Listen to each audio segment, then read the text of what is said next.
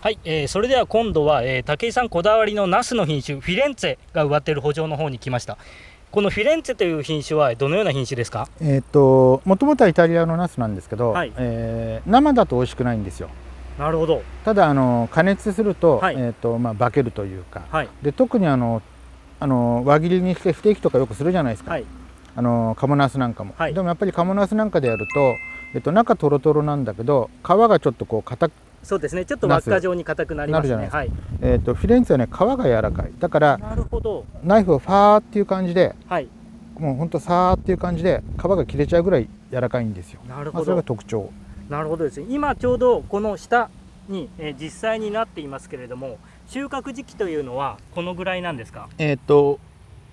うちのお客さんが、はい、飲食店さんなので、収穫するサイズは、シェフの欲しいサイズに合わせます。なるほど。だから本来はもうちょいでっかくしますね。はい、で、このぐらいで欲しがるシェフもいるし、はい、もっと小さくして欲しがるシェフもいるから、どれが、適正サイズっていうのは、シェフと僕の中で決めることなんですね。はい、今これ仕立て方を見ると斜めに1本、入れてあって、もうそろそろ他の支柱も入れる頃かなと思うんですけれども、これはどのように仕立てていくんですか？うちは最終的には、はい、支柱を今3本仕立てなんですけど、支柱は1本しか使わないです。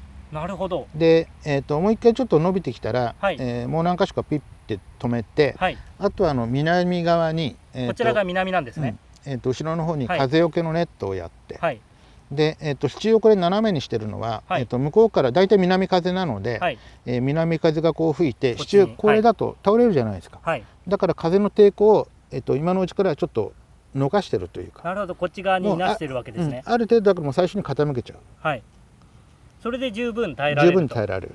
なるほどですね。で、うちはナス農家じゃないから、はい、他の野菜もあるんですよ、はい、だからナスが全滅っていうのはまずないんだけれども、はい、で小さくしてナスも取っちゃうじゃないですか、はい、そうすることによって株の疲れもないから、なるほど、意外にねこれで一夏持っちゃうんですよね。9月の前半ぐらいまで、はい、8月ぐらいにもう一回来てもらうと分かるんですけど、はい、多分相当捨ててありますよ、この辺 NG NG が出るんですね。去年なんかねピッてもう NG して投げちゃうでしょ、はい、肩壊しちゃったからNG を投げすぎてそうなんですね。はい、8月ぐらいにもう一回来てください。わかりました。じゃあ向こうで網を持って待ってますんで、はい、NG 投げていただいたらキャッチします。大丈夫です。よろしくお願いいたします。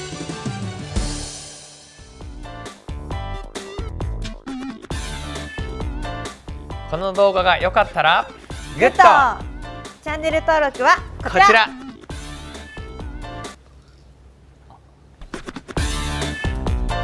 何やってんねん